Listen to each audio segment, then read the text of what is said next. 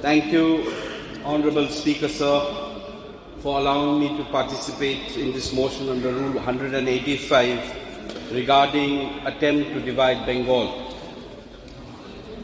The time allotted is just 6 minutes, so I have a very structured speech. Speaker, sir, I represent the Darjeeling Assembly constituency, which gives me the legitimate right to participate in the discussion given the checkered and largely manipulated and misinterpreted political history of our region and the demand for the separate state of Gorkhaland.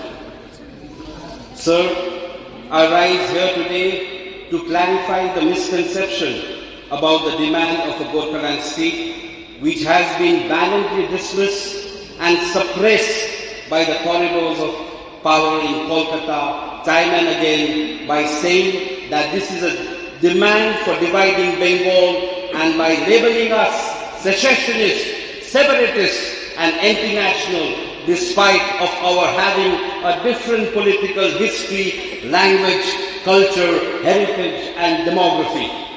The demand of the people of Darjeeling is not about the division of West Bengal or to divide any of Bengal's territory. Speaker, sir, our demand is for the merger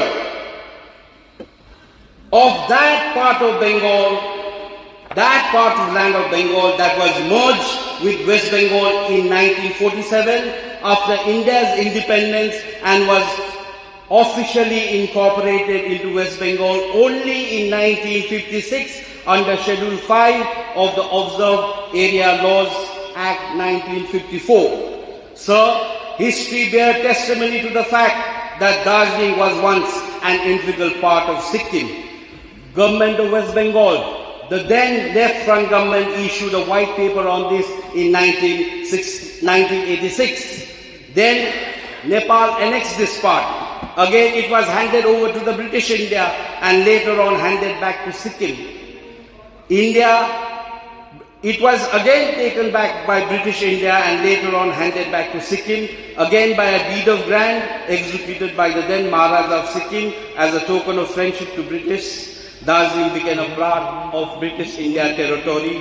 Then, as it is kept now as non-regulated areas, sometimes as scheduled district, sometimes as backward class, sometimes as partially excluded area, sometimes as observed area under various legal and political structures.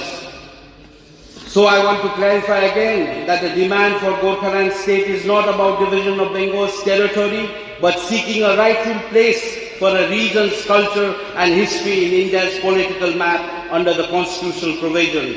Sir, I want to reiterate again with a clear distinction between separation and demerger. Even our first Prime Minister, while acknowledging the challenges of difficulties of reorganizing the states and territories, had once famously said, where merger is not desirable, let divorce take place.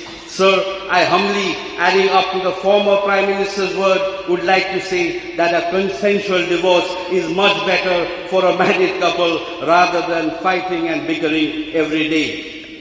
I belong from the most nationalist and patriotic community, the Indian Gorkha community, and I strongly object to the very ulterior motive behind bringing such a motion which is against the very letter and spirit of Article 3 of the Indian Constitution, and any motion in violation to the Constitution is not only ultra-virus, but it is also anti-Constitution and anti-national.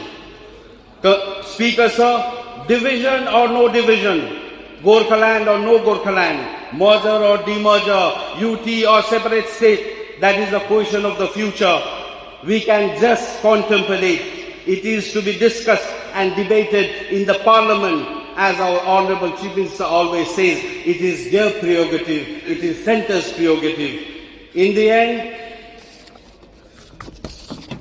with one hand I hold the Constitution, and with other I hold my dear national flag, the Tiranga Jhanda.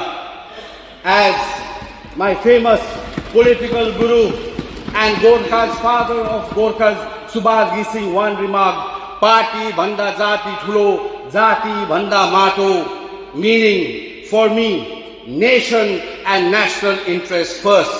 For us, nation and national interest first. Thank you.